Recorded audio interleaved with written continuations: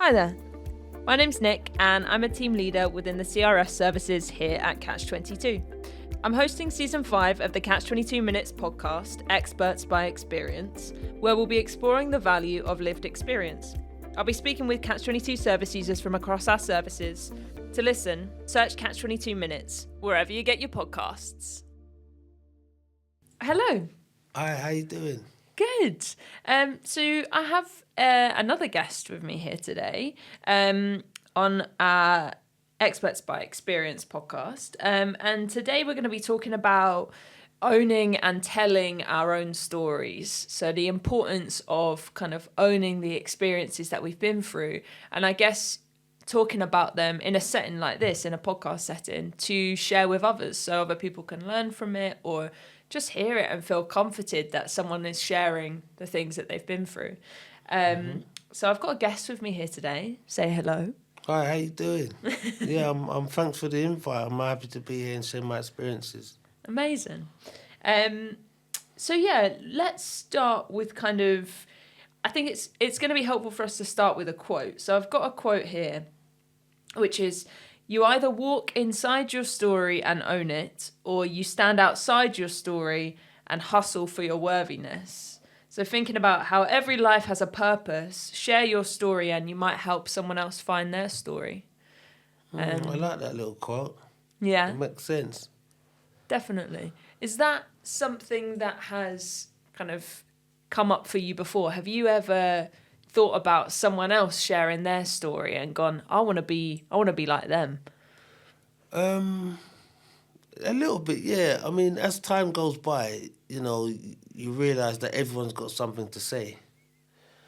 And then you realise that even yourself has something to say, although you've never considered it like that before. But, everyone's got a story to tell.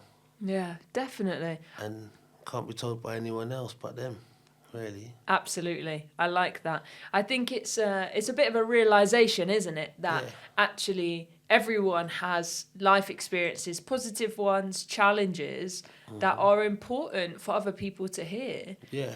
I mean, when we were talking about the kinds of things that we wanted to share in this podcast, I know that you were talking about some of your lived experience of prison and in specifics the sentence that you were given.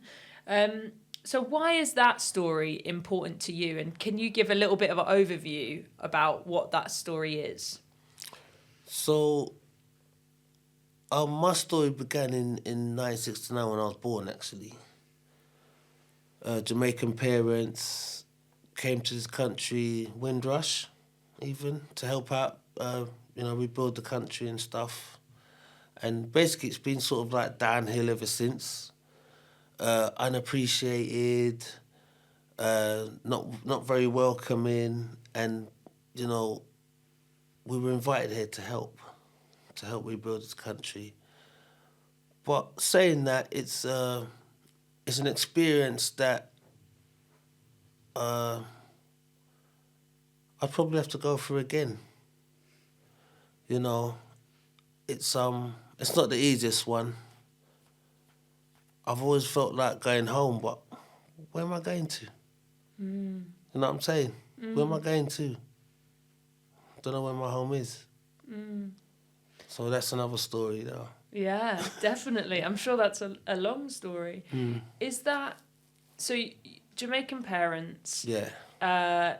Windrush generation, and then kind of what was life like for you as a kid then? What was your kind of story of yourself as a kid? So I think my first love was football. I just had a natural skill for it. And we lived in the North West London area, which was sort of like, I think certain parts of North West London was sort of given to black folk because it was like slums back then, and nobody really wanted to live there. Like Harlesden, Kensal Rise, Kilburn, Ladbroke Grove, like West London and stuff like that. So, but it was weird because you had like St Lucians in one area, Dominicans in another, with a mixture of maybe Barbadians, and then you had Jamaicans were predominantly like Harlesden, Stonebridge, Kilburn and so on, but scattered all over. You got Brixton and so on and so forth. So yeah, and we sort of stuck together in those times because it was like things were against us. Racism was high back then as well. So we sort of stuck together, but as time's gone by, everyone's sort of divided and separated as you've grown up and times have changed and things like that. Do you know what I'm saying? It wasn't easy growing there. The rules were not very good. The police weren't very friendly. But we just had to just keep striving, just keep going on. But then I discovered crime at a very young age. 9 actually was the first time I got into trouble. And it was downhill ever since then. Just in and out of prison, not learning anything. If I was learning anything, it was just more nonsense, really, to come out and just start again. So I think it was just a process I had to go through until I learned. So, yeah, my journey was going to take some years. Definitely. I mean, even hearing you talk about that now, 9 that's extremely young, right? To be exposed to that kind of life at 9 years old, I can imagine was quite difficult. Do you remember kind of how that was for you? Yeah, so I think 9 was when I smoked my first joint. You watch what the adults do. Children just follow what adults do, don't they? So I remember I used to practice with cigarette butts. It was Red Rizzler back then, and until I could roll a joint, and it started like that. And then I discovered like actual doing crime, I seen money out my mum's purse. I'd get a beating for it, a proper beating, what we call in Jamaica, a real bus ass, yeah? So, yeah, and then it carried on outside, detention centre, ball stool, and then prisons non-stop for since 1981. And I was released 3 years ago. That will be 1921. Yeah, 2021. Yeah, and I think that side of my journey's finished now. I don't think I've got any more prison in me, if I'm honest with you. That's a long time. That is a long time. And also 3 years on this side since release is an extremely long time as well, especially if you were saying you were part of that revolving door Yeah. of kind of you'd go in, you felt like you hadn't learnt something, so you'd come out and then you go back in again. So when you were in prison, you were explaining to me that you had a specific kind of sentence. You were given an IPP. Yeah. So that's the IPP. It's an indeterminate sentence of public protection, and apparently they were supposed to be given to the most dangerous of criminal. So I wouldn't say I was the most dangerous of criminal, but I could be a danger. And basically, it's 99 years. That's what it is. It's a 99 years. Even if you could get arrested for maybe stealing liquor out of a shop and get an IPP. It just depends what court you went to on a day and how the judge was feeling. For 99 years. 99 years.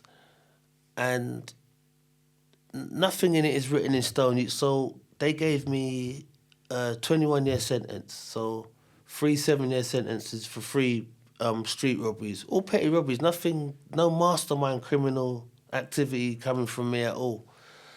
And 14 years of it was concurrent, and the 7 years that they gave me was IPP, and the judge stipulated that at the midway point, which would be 3.5 years, 2.5 because I've done a year on remand, I could be considered for parole, but that's not a guarantee that you'll get it. So I basically served my sentence. I got released after about 10 plus years. So I actually served more than the sentence that you gave me in the first place. Do you know what I'm saying? So, I'm still wondering how that works out. But, yeah. So living with that sentence, the IPP sentence, what has that been like for you? So it leaves you shell shocked. I even coined a term for it. I call it IPPTSD because it's like coming out of a war for real. I mean, if you're sat in prison and you've got no hope, you can't plan anything because you don't have a release date. And so you're just stuck in prison, just wondering what's going to happen. And the crazy thing is that if you've done something deserving of a prison sentence like that, then it's on you. But when you've got a prison sentence that you didn't really deserve, and then it's not only affecting you, but you have family outside as well, you have your children and stuff like that who can't understand what's going on. And yeah, when you make bad choices and get things wrong and you need to be punished for it, I think the punishment should be like fitting, not like a torture thing like that. It's absolutely mad. People have committed suicide on it. I'm sure. On that, how has it affected your mental health or your like ability to have hope? Because there's not much hope in 99 years, right? No. So I think my mental health is definitely affected. I think if anything good came out of the IPP, it's that I don't even consider committing crime again. I realised that I was never any good at it. You don't spend as much time in prison as myself and be a good criminal. In all honesty, I worked out that I should have just got a job as a prison officer. The amount of time I've spent in jail. Do you know what I'm saying? So that's the best thing that come out of it. It cleared away the fog. You know, my way wasn't to be a criminal because I was never any good at it in the first place. I believe I just got caught up in a system that was just put there as a trap, and I walked into it willingly and had to stay in it until I learned. Do you know what I'm saying? Yeah. And a sentence like IPP will teach you something. That's for sure. Yeah. So, yeah, my mental health has suffered a bit, but on the other side of it, it's also my awareness has grown. You know, my awareness of myself and my surroundings and how I'm supposed to be doing things. Yeah. It sounds like it's given you a different kind of perspective. Like you're looking at your life in a different way to how you were before when you felt like you said, those street robberies it sounded like that's the only choice you felt like you had. Yeah, so I might have felt like that at the time, but I know I had other choices because, you know, I've been to little schemes like NACRO and things like that they had back in the 80s where like it was like big warehouses where you can go and learn to paint or plastering or bricklaying and things like that. And you go there and train and they'd pay you £30 for the day. This was a government scheme.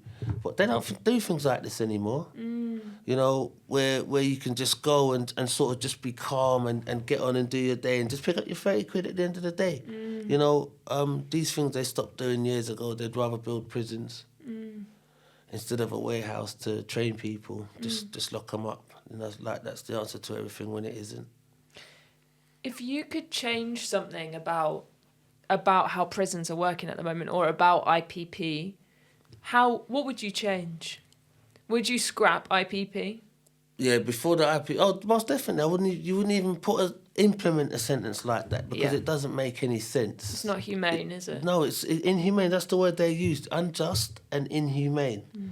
I mean, I can only liken it to this. It's like if a slave owner's got slaves and they're abolishing slavery, but the fact that you've already got them, they can say, well, look, we're abolishing slavery, but because you've already have them, just keep them anyway. You see what I'm saying? That's the only way I can liken it to anything, because I couldn't think of a sentence like that, and I'm supposed to be a horrible person. I couldn't imagine coming up with a sentence like that. So, you know, I can't completely point the finger because my hands are dirty already because I was committing offences and stuff like that. Something within me felt that I had to live like that. So I take responsibility for my actions, for the part that I played in things. And you was right in what you said, that my perspective has changed. I try nowadays to not view things as man does. I try to live by God's way instead because there's not enough of that going on here. And so I believe I had to keep going on that path of in and out of jail, ruined relationships and not growing my own children and things like that. I had to go through that path to learn. Yeah. So it was a tough journey. It's not even finished yet. I've just got to the part where I recognise that I have this journey to do. Yeah. But that feels so powerful. Yeah. To be like, I'm not at the end of the journey, because the journey doesn't end, right? Yeah, it's just started. I loved what you said at the start about, when were you born? 69th of April. 69. And you said that's when this journey started, which is Yeah. so true. And it ends at the end of our life. It is all the time that we're growing, developing, getting new perspective. And if this phase right now is the one where you have the perspective of what's happened to you for the last couple of decades, that's incredible. Yeah. I didn't have a clue what was going on before because I was so involved in that life, that lifestyle. I didn't see anything else, and me being so involved in it, I couldn't see that I'm part of the problem. It's only when I decided that, but actually, you're quite a rubbish crook. You've been to jail, in and out, in and out, in and out. Like, you know, something has to give, and it's almost as though I traded my stupidity for discernment, and things have been different ever since. You know, it's almost as though I made a deal with God that if I do this, please just help me with that. Yeah. Do you know what I'm saying? And I'm trying to stick to my part of the bargain. Yeah. So, yeah, you know, you can't Welsh on a deal with the Creator. Yeah. No chance. What would you say to people that are in the midst of it right now? So maybe they're in the midst of coming in and out of prison, or not valuing themselves, it seems like, maybe. So, that's a difficult one because everybody's got their own cross to bear. Some of us are actually born to learn the hard way, and some of us are born to get it a bit quicker than others. But knowledge will come to you eventually because it's a live and learn thing. As you know, you learn as you go. When you make your mistakes and that, you have to process it, you know, reflect on it. What did you do wrong? What didn't you do right? And make sure you know, if it's mistakes that can land you in prison or get you hurt or whatever, you know, you do the best you can to not make those mistakes again. But life doesn't really work like that. It's, you know, it's like most people have to get their fingers burnt or their eyebrows singed to learn. And a lot of us have to learn the hard way. And I think that's a thing with a lot of the young people on the roads today. A lot of them will have to learn the hard way because if you can't look around you and see how bad the world is, then you got blinkers on. You're not ready to see it. Yeah. We learn by experiences, right? Yeah. Everything that you're saying is a product of everything that you've been through. Yeah. And being able to now turn around and go, I see how I got here. Yeah. Yeah. 100%. You know, you can only do as good as what you know. And if you ain't been trained up properly, that means your parents just didn't know certain things, so they couldn't teach it to you. Because I used to wonder, how come I didn't know this and how come I didn't know that? Well, yeah, I'm not angry with anybody for how I was brought up. I know my parents did the best they could. My dad was killed when I was like 13, so I didn't have like a good role model on that side. My mum done the best she could. But, you know, once I'm outside, she's not responsible for me. I'm responsible for me, and I will do what I'll do, innit? Until I learn, obviously, again. And, yeah, that's how my life just turned out. But I think I was meant to live like that. I mean, I should have been a footballer, 100%, but I ended up being a petty criminal. And I think that was the route I was meant to take in order to be thinking the way I do today. I was going to say, just hearing you talk, there's a real wisdom to your experience. There's a real, like, knowledge that I hear of, like, I've been through some stuff and it's shaped, like, this person that you are now, like you said, wouldn't have existed without all of those things, which is hard. For sure. It's hard to be thankful for the bad times. Yeah, I embrace all of it now. You know, sometimes I wish I could have done things differently, you know, or been better trained and educated and stuff like that. Because I know I'm not the person, or I wasn't the person that I was meant to be on earth. I know this for a fact, and I won't completely say it's being born here that's done that. It's just whatever's written down for you is what's gonna transpire. Do you know what I'm saying? And look, I could still be a drug addict. I could still be in prison, and that I'm not today. I live in a 1-room bedsit where I got a shared kitchen, which is not really applicable for a man of my age today. But I'm not in jail.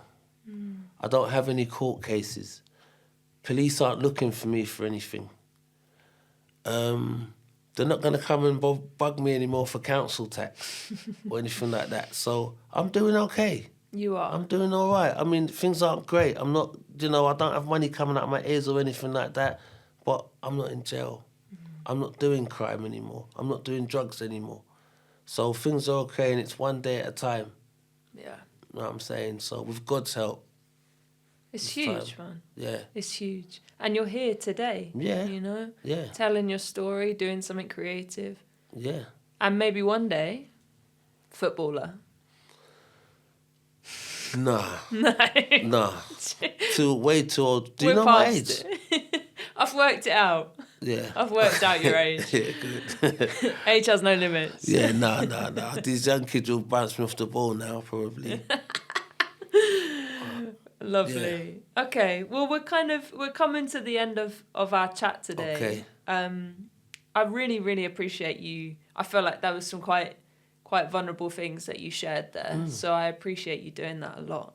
I think it's going to be really helpful for people to hear. Yeah, and I appreciate the opportunity to, just touch on my story. There's more to come. I hopefully will be starting my own podcast soon, so there'll be a lot to come there as well.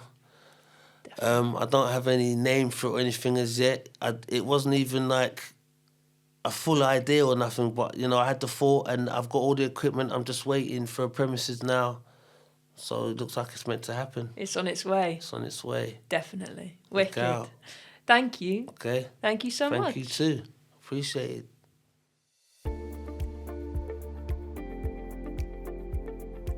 At Catch-22, we work with young people and adults providing intervention, rehabilitation, and victim services in prison and in the community.